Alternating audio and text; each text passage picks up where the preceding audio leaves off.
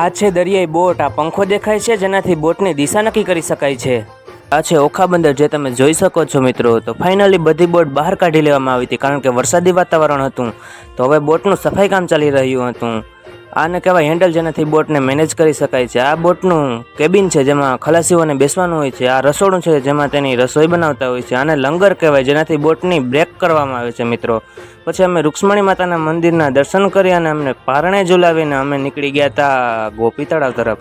લોકોનું કહેવું એવું હતું કે દ્વારકાથી ગોપીઓ અહીં સ્નાન કરવા માટે આવતી હતી.